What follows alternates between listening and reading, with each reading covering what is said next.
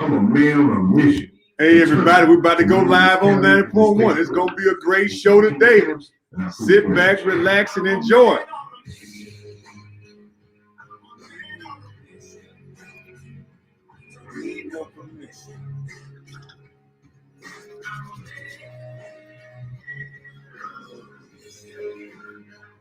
That's right. We're a man on a mission. Ready to move this city, this county, this state forward, baby. Yeah. About to get sit up here in just a second. Yeah, just a second.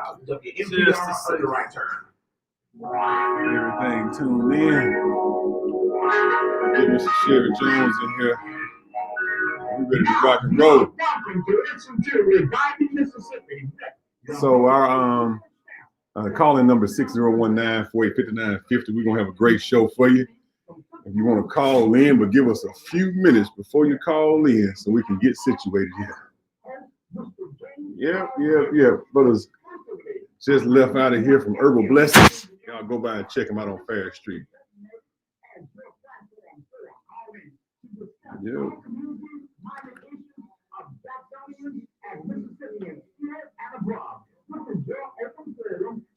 Yeah. We got it. City, Jackson, and throughout the state of Mississippi, we now join Reviving Mississippi with your host, DeKeither Stamp, Jackson City Councilman.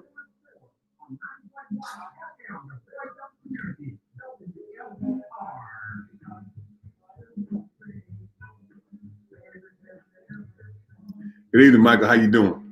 Good evening, everybody. It's gonna be a great show. I got some fire for y'all. About to go live and go on air in just a second. Good evening, everyone. Welcome to the show. We appreciate you for tuning in. Didn't Herbal Blessings have a good show today? Hey, welcome them back to the WMPR family. They always got great content, great information. Go check them out on Fair Street. As we begin every show, we always begin the show with our condolences to those who are going through bereavement. And in a time like this, I mean, the stresses are real. The things that are causing anxiety are real in life. Let's make sure that we take care of each other and that we pray for each other and that we spend time with each other. I mean, you know, coronavirus has hit everybody hard and you can't cope like you normally do. You know, church is a vital part of our coping mechanism, how we deal with life. And we haven't been able to fellowship like we normally do. You know, you do it on the phone, but you know, fellowshipping with amongst believers is important. So we just haven't been able to cope with life. You haven't been able to cope with family issues.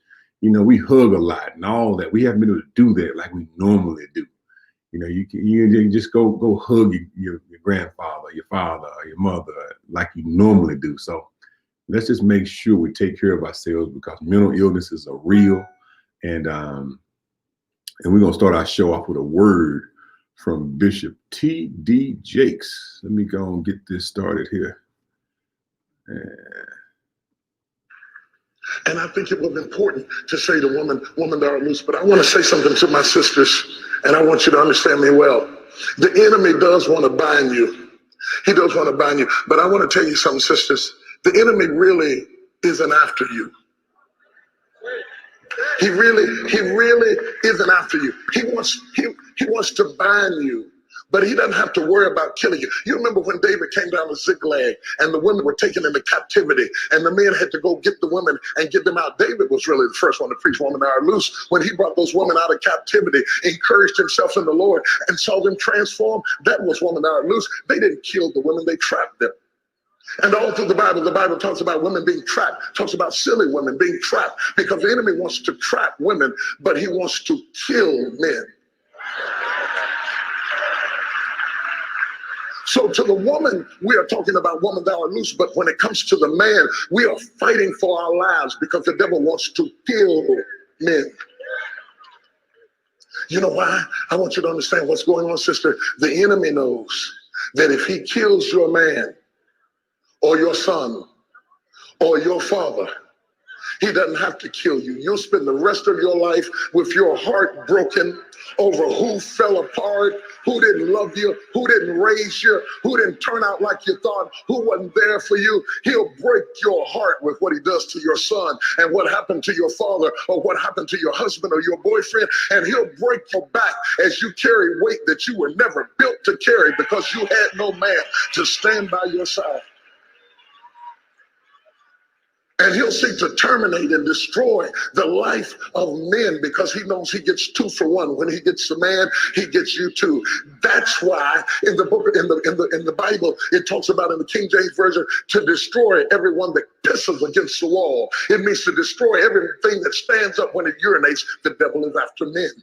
That's why when Moses was born, there was a decree made by Pharaoh to destroy every male child under 2 years old. He didn't wait till they got old. He started out early wanting to kill them lest they become kings and giants and enter into their destiny. Men are on the hit list of hell.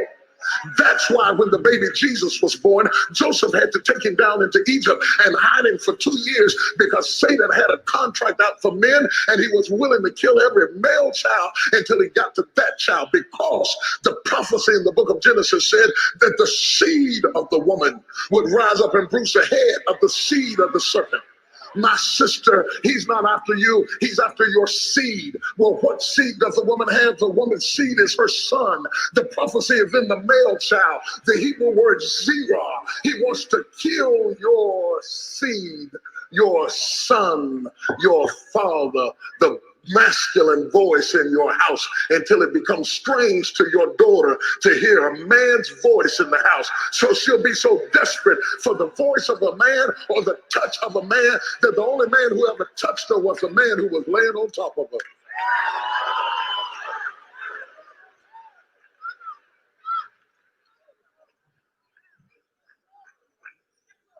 He's after the male child. That's why male children die of crib death more readily than women. More male stillborns than female. I don't just have to stay in the spirit, we can go in the natural. Our male baby boys die more readily at early ages, contract more diseases than their female counterparts. Hear me good. I spent 1.5 years in the face of God so that you would understand something. That's why insurance companies are predisposed to expect the man to die.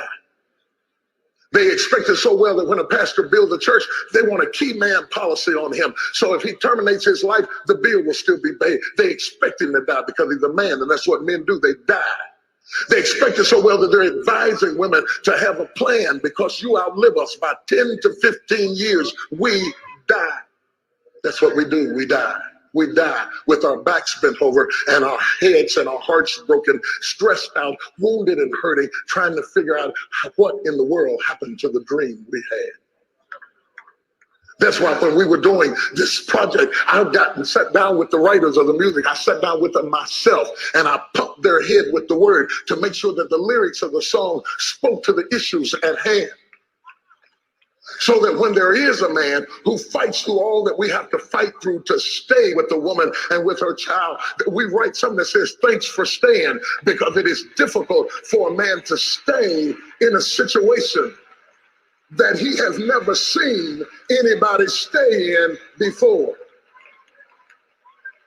I'm not saying you're not a great woman. I'm not saying you're not a great wife. I'm not saying you're not a great mother, but it is difficult for a man to play a role in a house that he has never seen acted out in all of his life. And somewhere along the way, every man in this room has wanted to quit. And if he stayed, whether he took out the trash or not, and if he stayed, whether he got his degree or not, and if he stayed, and whether he's everything you want him to be or not, you owe it to him to tip your hat and say, thanks for staying.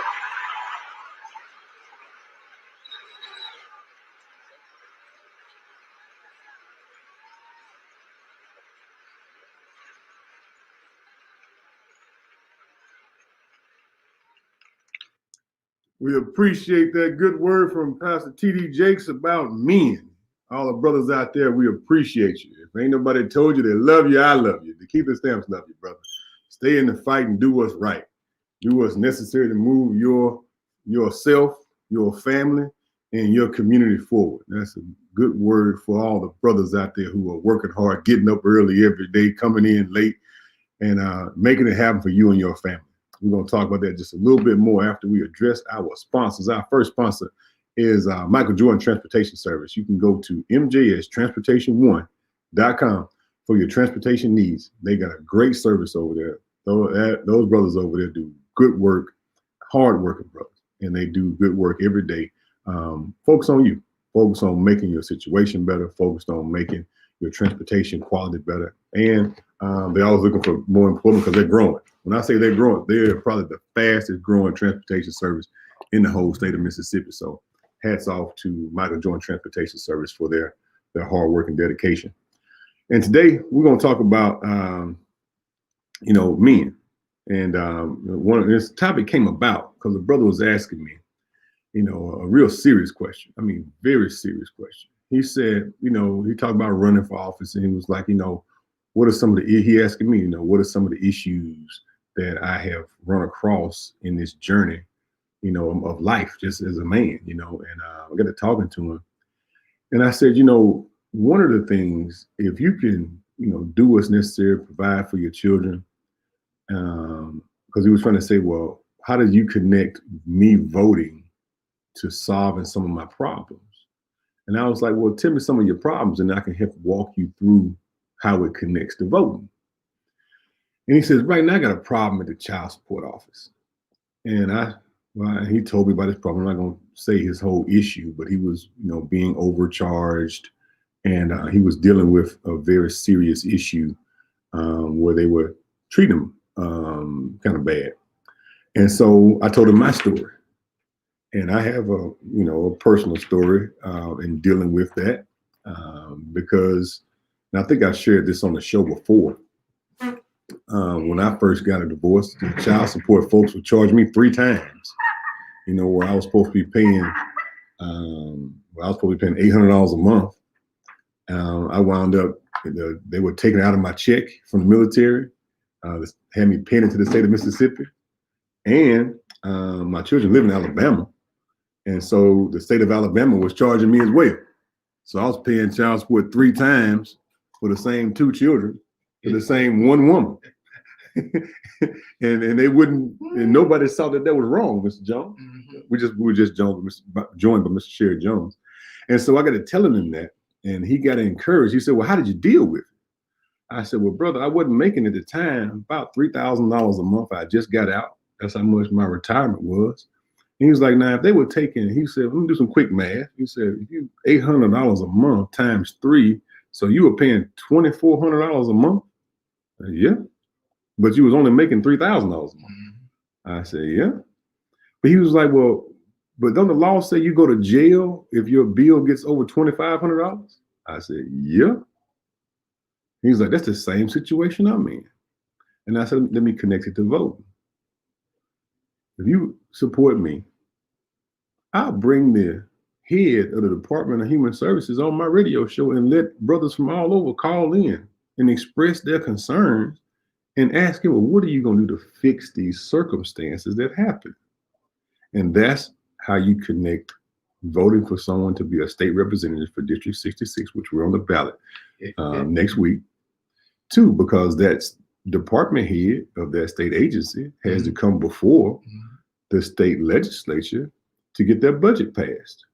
And if a legislator has concerns, they can get a representative and educate brothers on how to go through the process, and sisters, because it's non-custodial parents. Let me just put it that way. Non-custodial parents, have an issue with the child support office. Because there are sisters who, I found it also, because I've been going there for years trying to get my problem resolved. There are sisters out there who don't have custody of the children, but are paying child support and doing visitation. So I just walked them through how it connects to the voting process, but then I gave them some key tidbits to keep yourself safe. I said, relationships after you break up with somebody need to be about the children only. The issues that the parents have need to be a separate issue. These children need to know that both their parents love them and don't spend the rest of their child's life fighting between parents, but fighting for the children. And that's what, let me give you some brotherly advice. First and foremost, always pay your child support. Okay. I don't care how much it is, if it's right, wrong, whatever, pay your child support and visit your children. You make that constant. Because I also told them a personal note. I said, well, for me, my children live 350 miles away. And I've been going for 10 years straight. On Friday, I go pick them up. Now, 350 miles, that's 7 hours. And so on Friday, I take off driving. And I drive 14 hours on Friday and 14 hours on Sunday. And I've been doing it for 10 years. Now, if I can drive 28 hours of driving a weekend to spend time with my children, you mean to tell me you can't drive around the corner? And then how do you think I feel about you not driving around the corner? So first and foremost, take care of your children, give them your time. And then secondly, do it where it's safe for you. And all the brothers out there who are listening, take a little note of this. Don't do the drop-off point at nobody's house. When you meet someone neutral. Still to this day, I'm a city councilman in Jackson, Mississippi, and I meet my ex-wife at the front door of the Department of Human Services in Alabama. That's what I mean, Mr. Jones. That's the point. There's cameras there. If something go on, and no. Again, I'm here for these children and no foolishness. So my message today to brothers. You don't know who helped pay the rent last month at the other address, right? So brothers out there, take care of yourselves. Go through this process. Educate yourself on the process. It took me 3 years to walk through the court system to get that situation rectified. Now, you don't get your money back, but you get just treatment going forward. So no matter what the circumstances are, make your children the number one issue. And always realign the conversation with your ex or your child's mother or father. Make the relationship about the children, not about the two of y'all. The two of y'all, the history is over, but them children got to be the number one thing that y'all discuss. And I don't even have communication, So I just talk specifically about the children, and that's it. And that's the best advice I can give, Mr. Jones, about that child support thing is pay what you're supposed to pay. Make sure it's just. Educate yourself on the system and the process for calculating the pay. And, and spend the time about your children. And anything that they need to know that they are number one. Mr. Jones. DeKeither, we met with the Department of Human Services a couple of years ago. And one of the things that we brought to their attention, and they admitted that it was a problem. They was looking at it at that time. But needless to say, that the director of the agency has been since indicted. About the funds, whatever, so that's not a secret. But at the time we met with them, one of the things that we brought to their attention was when a young man get incarcerated, DeKeither, the child support don't ever stop calculating. Okay, so you can go to prison for 5 or 6 years, and then you come out with that bill hanging over your head. So then you got to come out, and young men's having difficulties getting employment. So where do you go to work? McDonald's, Burger King, wherever. And then you got the child support coming out of that. All right. So, you show up at work and work all week long, you get paid at the end of the week. What you got in your hand?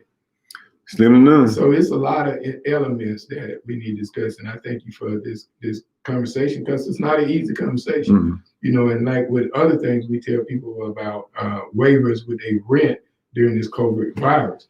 At no point in time we want anybody to think that we're trying to tell a young man how not to be responsible for paying his child support. It took 2 people to bring that child in the world, and we need to be responsible. Likewise, my first child, I was not married to the mother, and it was difficult DeKeither just to see the child. I made a commitment, because I come from a big family. I love my baby, and what I would do is like what you're doing. At that time, DeKeither, I wasn't saved and I wasn't trying to live holy. So I was running them streets hard. But one weekend, I would do what I wanted to do, and the next weekend, I go get my baby. And I go visit with my family. And I spent that weekend, from that Friday to that Monday, I went back to work. I spent that weekend with my baby. And then after the young lady saw that was not going to turn me around, then it became more difficult to get the child the weekend. So, when we paint this broad picture that young men do not, that's not the case. I know a young man now, because we're working with several young men who's been incarcerated and struggling out here on the streets. We had a young man came in Saturday and had his son with him. And they out trying to figure out how to be a father. They don't know, DeKeither. Because that class is not in session in our community, but it's getting ready to be in session because it's absolutely necessary that we do this. And like we do when we were talking about Drew Brees, and his number, whether or not he scored. This is a conversation that we absolutely need to have. So, we support manhood and men being men, period. Because they getting to be a rare breed. Right. Society wants you dead. That's why we opened the show up with that message from Bishop T.D. Jakes. Because the devil wants you dead. And the fight is... And DeKeither from the numbers here in Jackson, he's doing a good job. And we got to fight back. We ain't giving up. We ain't bowing down. We ain't cowing down. We going to continue to fight we want men working. Nothing against our sisters. Sisters, we want them working. We want everybody working. If you able-bodied and can work, we want everybody working. But, we trying to open up opportunities for men and women. But we just know that there's a lot of work that needs to be done because some men, I was blessed, Sherry. When I say I was blessed, I got an amazing father. When I say amazing, I spent every day after school with my dad on the farm, just the two of us, all day Saturday, and we Baptist, Sherry. We worked on Sunday too. Okay, so I spent an insane amount of time in comparison to the average brother I know, right next to my dad doing hard work. We weren't playing checkers. Okay, well, I spent the bulk of my growing up, and even to today, right next to my dad doing work. So I know I'm spoiled in that regard. I know I might not be rich. My daddy wasn't wealthy, but he gave me the most important thing that anybody can give to a son is himself on a consistent basis daily. I mean, I had to have my homework ready. It wasn't easy now. The Marine Corps was easier than my home life, It wasn't easy, but I thank him with every ounce of my being today because of the upbringing he gave me and that hard upbringing. And don't shy away from men training men to be men in a hard way. It's beneficial, ladies. You might not like it.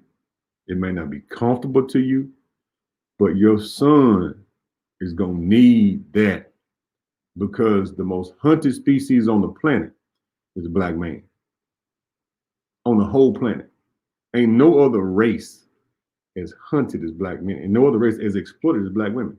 But now it's bleeding over to all races. I mean, you got several races out there being hunted. So we have to continue to push through and work hard. And that's why we're running for office, is not to build up this or that. We're just fighting for people.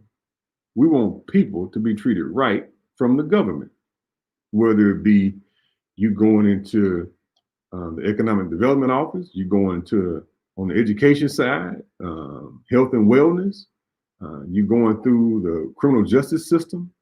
No matter what sector that you're functioning in as a state, we can't have state-sponsored negative activity towards citizens. That's unacceptable in 2020 because Mississippi, in all sectors needs work. Every department, every function, we got an F rating in almost every sector. And we got a lot of work to do, and we can't keep tearing each other down in the process of functioning government. Mr. Jones. DeKeither, when we move forward, you was talking about the state agencies. Let's go back to the Department of Human Services. We met with, at that time, Mr. John Davis. We had found out that they had received 4 large grants. And it comes back to the census. When people fill out their census, that's how you get funded, channeled through to different communities, to different programs. And I'm a firm believer, especially after working with the community, trying to develop programs and move forward, DeKeither, that these agencies just do not know how to craft, if you will, the programs for our community. You know, it's hard to craft a program for a group of people if you don't know and understand the circumstances of which they are in. And so we got to do a better job. Again, I'm a firm believer that for every function, whatever level, you need a function of that in your community moving forward. So I think if we begin to just set aside our differences, we're not going to agree. Me and you disagreed before this show started. You know, adamantly. You know, we're going to disagree, and then we're going to go and put our hands on the plow for the issue that we're trying to accomplish for the people. And I think that's part of what we got to learn to do. I think that's why we got so many different homicides here in Jackson. You know, whatever the issue is between our men, it shouldn't always end with a gun being fired. And men have to see men work through conflict to model that, to be better men in their communication. You have to see that. And that's why some of the things you see, I'll go to a point, but I ain't finna go over. I don't go. That's why I've been saying it for 7 years, Mr. Jones. It's the key to a lot of our problems. I've been paying to say it. Never let anybody put you in a position where you don't love your own people. Let me take this mask off. Never put yourself in a position where you don't love your own people, because when you hate your own people, you're part of the very oppression we're trying to lift ourselves. We said that specifically for a reason. Mr. Jones, I don't even know where that came from. That's not even normal talk. But that came in our spirit 7 years ago. We've been saying it continually, because that's what we have to do. We have to get back to going through issues together, but not being pushed to hate, not being pushed over the edge of disrespect, and allowing our conditions to determine how we respond, react, and communicate with each other. Yes, our conditions are not where we want them to be. But I tell you this, there was more respect between Black men when we were all slaves. And their conditions were way worse than ours. Their surroundings were way worse than ours. Their treatment and subjugation was way worse than ours. So you mean to tell me that you're going to take a brother's life because he stepped on your Jordans? Come on. It's unacceptable. But it's all in how we communicate and how we, in the examples. That's why this show, we're talking about men, because more men that create better examples, other men can model that. Everyone should be reaching somebody. Nobody should be sitting at home watching Wheel of Fortune. If you're not mentoring anybody, you're a failure. Every man should be able to point to at least one young man that you mentor. Mr. Jones, I told you the other day, you were doing a Facebook Live. I said, I'll pay a young man $10 an hour to come work for me right now. What happened? Ms. Jones calls the brother, he called a list of brothers up. The first one he called up, get over here, this man paying $10 an hour. One phone call. Brother shows up. I made one phone call. That brother called another brother. Okay. And then that brother said, well, tell me what type of work it is. And I described the work. Labor work. Labor work. But then he said, well, I got a young man. That's what he do. Now keep in mind, DeKeither, the network that's in our community. Just like we deal drugs, a network. You got a network of young Black folks. We just not using it. That's right. All right. And that brother been working for a week. He worked me today. Keep in mind though, when he rolled up, you didn't know who he was. Because he had a truck, a trailer. And clearly he had just finished another job because he was full of, but you said, well, who is this? And I told you, that's your man. Okay. All right. And the relationship is what? Continuing on. If you are a man and you can't put your hand on another brother's shoulder, that's how you want to solve this murder problem. Every man have one man that you putting your hand on their shoulder, and guess what they gonna do?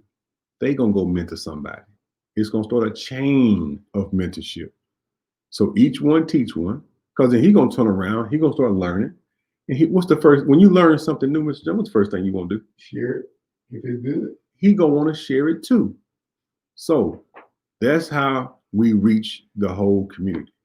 Every man, even I had a brother on job this week that I didn't even need his help. I cut into my profits just to bring him in so that he can be around other men like Brother John Henry Dixon, good brother, and he can be around other men. And that's how you save these brothers. And if he go out with John, DeKeither. He was with John today. But listen, if he go out with John and he stay with him a day, but now if he show up the next morning, DeKeither, what's going to happen? And check this out. We doing hard labor. He ain't show back up for the pay. If he show back up the next morning to go work with John today, you got somebody that's gonna be trained.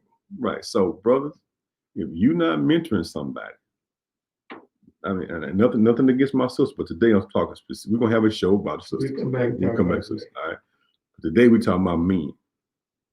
If you call yourself a man and you're not mentoring a young man, you are the problem. You should be able to go inside your Rolodex. You should have somebody in your family. I ain't asked you to go out and get nobody you don't know. You should have somebody that's connected to you, a nephew, cousin, somebody in your family that you are trying to make a better man. And that's what we're encouraging everyone to do. You know how to cut your grass. Teach another brother how to cut your grass. It may cost you, $20, $30. You may pay him, to do it, but he learned it. He being taught. He can move forward. We got good young brothers out there who want to help, want to work, want to do things. Though now I'm saying everybody don't want to work, but those who do want to work, put in work. That might mean that you might have to, skip a few things a month to be able to finance that. Yeah. Right. You might. You can take a month without going to char and dial back, get you a salad. Okay. You can take a month and say, we're gonna do half Crown this month. We're gonna do half Johnny Walker this month. Let a few cigars go. And bring aboard a young brother in some way to help move it forward. And so that's my message today about men. Let's put a challenge out. Okay. Let's put a challenge out. Right. Let's put a number on it. All right. We got this thing 5 by 5 to stay alive. All right. All right. And next week we're gonna come back and we're gonna get a name of our 5 young men, which we don't have to look for. All right. That we're working with. And then as we put this challenge out, then we're gonna start letting our mothers know with these young males that they can't control, that they can give us a call. Because if they give us a call, what we're going to do is DeKeither for somebody that we're going to have on that list that don't have 5 young men. Let me kiss this call. Go ahead. Hello, caller. Welcome to the show. Good evening. How you doing? How you doing? I want to first tell you good luck on this runoff. We know you're going to get it. We're working hard and we're going to do everything we can to get our people back to the fold. Okay. And I also want you to know something. If you ain't doing nothing, you can stop by. But I do want to say this right here. I have a question. All right. Mr. Jones. Yes, sir. How you doing, Mr. Jones? I'm good. I've been noticing that lately you've been speaking of the board of supervisors and the money and the budget and. Hey, man. Let him go. Go ahead. Go ahead, man. What's up, man? Go ahead. You're sitting with the right man today. Mr. Stamps is finna go to the state capitol, to the legislature. And there's all kind of programs that the state offers to help in different programs in the state. Now, you're sitting with the right man today that's going to be able to really make a change and work with some of these attendances and programs around Hinds County and Jackson. Okay. I want to say this now. Let me say this, Mr. Jones. Mr. Stamps will tell you on a board, am I right, Mr. Stamps, or on a council, you have guidelines to go by when it comes to monies. You cannot just go out and give out. You have to have plans, and everything must be in order. And I just wanted to share that with you, Mr. Jones, and let Mr. Stamps know that we're behind him 200%. And we want him to know that he gonna win. I'm like Reverend Jackson, you're going in by a landslide. But Mr. Stamps, when you get in there, you make sure that you come back and educate Mr. Jones on the different programs that the state has. Because it is bad enough that we fight each other, but it's bad enough when a black man try to put down 5 black supervisors. Y'all have a good day. Yeah. Okay. All right. Well, what we're just asking for is everybody do what's legal and do what's right. I don't know the issue deep. We may have a show about it. We'll discuss it. I think you had. I don't know. We're gonna have one Friday morning. Okay. 7, 8 Friday morning. All right. Tune in. Today we talking about men. We're gonna be talking about the money. Okay. I challenge Malcolm to get his 5 young men. Yeah, okay. That's it. And if you don't have 5, we'll have a list that we'll share. Mm-hmm. Mm-hmm. Turn your radio down, Carl. Turn it around. I had to press that button. That thing said, that phone said Mr. Jeffrey James. Is that my good friend Jeffrey James? Yeah, that's me. She said she wants to hear. All right, what's going on, Mr. James? What's your question or comment? Yeah, my question is, or my comment is, you know, you was talking about mentoring young men. Yes, sir. Why do we only get, you know, I've been mentoring a couple of young men, and I only got 1 out of the 3. Mm-hmm. You know, and the other 2 was listening to somebody in the street, and that got in their head. Mm-hmm. But one of them did what he was supposed to do. You know, he's a firefighter. You know, he works on the blood donor truck and all that. So how can we get all of our young men instead of just 1% of them? Mm-hmm. You know, but I do a lot of mentoring. Mm-hmm. You mentor me. I know. What I'm talking about, younger men now. Uh-huh. You know, I mentored 3 of them. You know, up there the roadmap, and Uh-huh. I only got 1 out of the 3 that I was mentoring. The other 2 fell by the wayside. Mm-hmm. Well, you gotta cash your net back out, brother. You know, everybody, the seed not gonna fall on good ground, but when it do, you catch hold and you keep pushing the net back out there. But don't get discouraged. Mm-hmm. You know, because I'm not. You know, I'm still doing it right now. Mm-hmm. You know, but I'm working with the younger groups now. Well, if somebody wants to be mentored by you, how do they get a hold of you? Oh, you got my number. You know, you can put my number out there anytime. But right now, I'm doing, you know, hunting and fishing and stuff like that for them. You know, I got 1 young man that won't do right for nothing in the world. Mm-hmm. He's like 26 years old. Mm-hmm. That won't do. You want to give your phone number out? You can. Okay. That don't matter to me. Man. I ain't doing nothing all day long. So. You might as well fight some crime, right? You might as well take some brothers fishing, right? Yeah. He need to be with us tomorrow morning. His number is 601-405-6303, ladies and gentlemen. Let me tell you something about this brother. Let me just tell a quick story, Mr. Jones. When I got back from the military, I'm a firm believer that all men of all ages need mentorship. I was a grown man. Okay. All right. I was grown, full grown. And we worked at Whacking Hut together. And he was able to help me walk through that process of coming back home and getting myself together.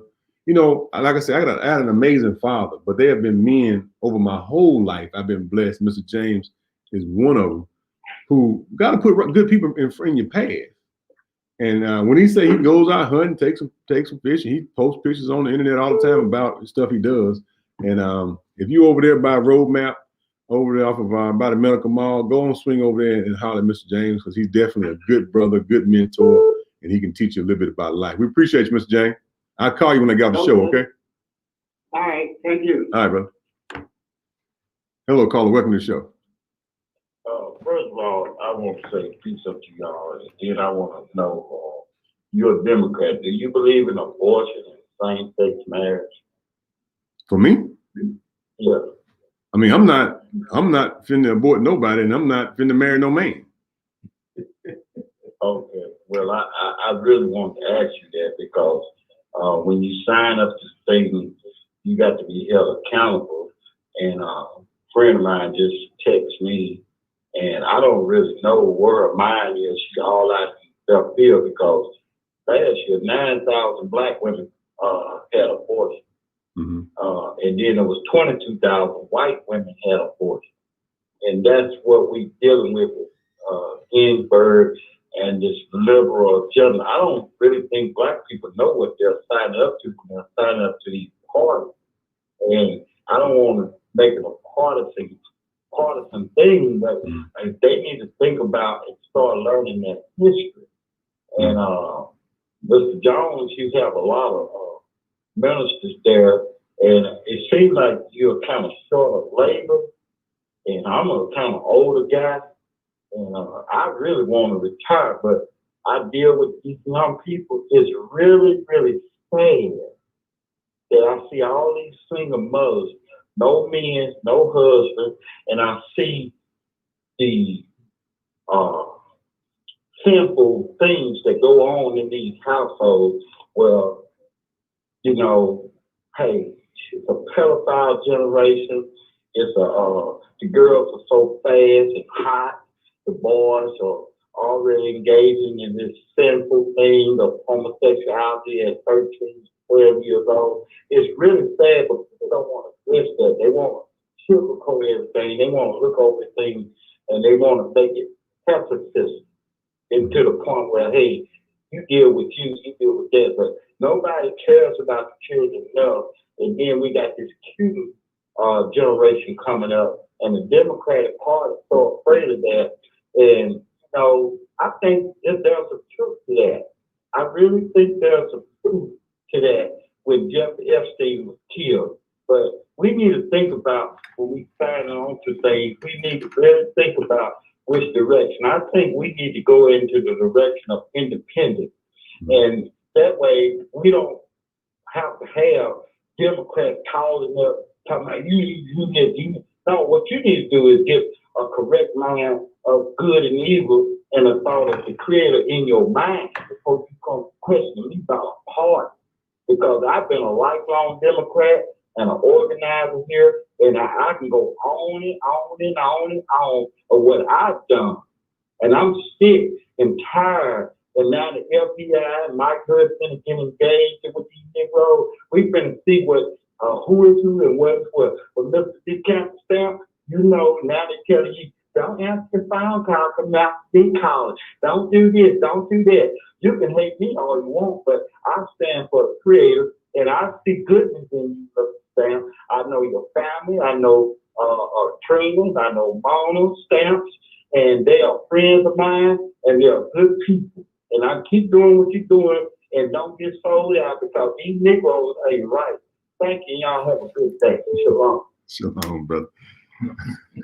Ooh, brother Master D always spit. D! Hello, brother. How you doing? Hello, caller. How you doing? Welcome to the show.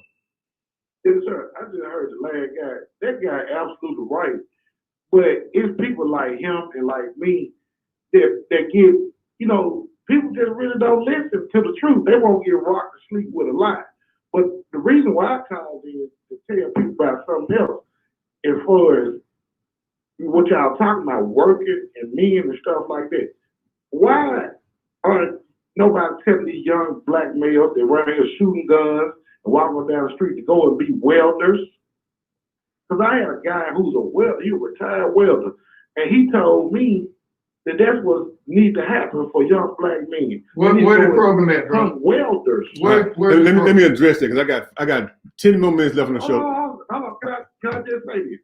Hurry up, man. I ain't done with everything I got to say, but go ahead, hurry up. Yeah, welding. Anybody listening out there, send your son to welding school. My cousin, 22 years old, he didn't go cop. He went to welding school. He got his welding license. Say it, brother. Thank you, man. Everybody can't go college. Everybody ain't smart. Go to welding school, man. All right, we appreciate it, brother. So this past weekend, Mr. Jones, I got invited to come down to Utica Junior College, HBCU. They will pay for you to go to welding school. That's it. And it's free. That's it. They got a program. They got several programs, several trade programs down there. And they got several locations. We got two in Ward 4. We got the one over off of Mega Evers. We got the Hines Community College off Mega Evers. The one the nursing school off over there behind Walmart, and then we got main campus, and then we got the Utica campus on down Highway 18. So it's easily accessible, and they got programs out there specifically for these trade programs. And I was sitting there, Mr. Jones, looking at the different programs that are on display and the things that you can learn, and it's just amazing that these programs are underutilized. DeKeither, is a problem because I've been to the junior college down on the Mississippi Gulf Coast, PRC, Jones, Hines, and I've been to the CAP Center in the Delta, the Mississippi Delta. It wasn't done through no program, wasn't done through no grant. I purchased the gas myself, like we do most of the time in the work that we do. Okay. And DeKeither, the organization that you wrote a letter to years ago in California has now committed to come to Mississippi, okay, and has an MOU in place, and we get ready to do this work. We're not waiting on nobody. We're not begging nobody for no funding, DeKeither, because this work must be done. For whatever reason, now listen to this. California got the same issue with junior colleges not being able to deliver those programs that's going to fill that gap in our community. You know better than any that you got to go there, you got to test DeKeither, you got to qualify, but then DeKeither, you got to get there. So for a young mother that's trying to get down to the junior college, just transportation and daycare, DeKeither already, you see what I'm saying? And they got free daycare down at Utica Junior College, and they got transportation. True. Okay, but still, you got the gap. Right. So, in order for these programs to work, Mr. Stamps, you're gonna have to set this over in the middle of that community, and then you still gonna have to do a lot of work to get these young men into these programs. Now, once you do all of that, DeKeither, it's gonna take some some money. And when you say when you get to that, all you got to do is just say You don't have to finish it. And then people start, because guess what, DeKeither? Go back to the Department of Human Services. $96 million.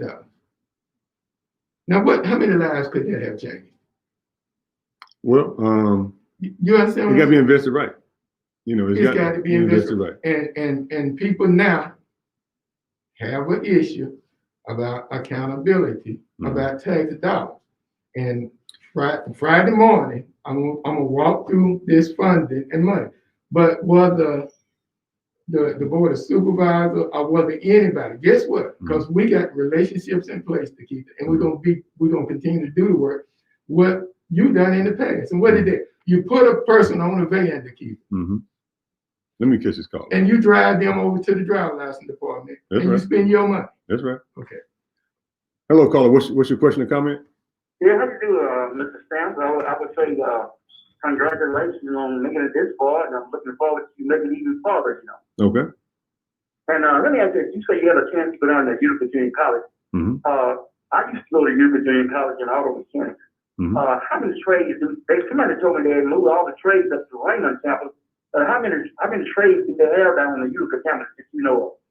Well, they went through a laundry list of offerings that they have both in person and virtually. We're going to have the director on the show, not next week, but the following week, to go through a whole show of the programs, scholarships, and funding opportunities down at Utica Junior College. Not next week, but the week after that. Well, do you know auto body and auto mechanics? I mean, it's a whole list of it. It's not just it's a lot. I was just some interest in auto right now. Are those two things around that?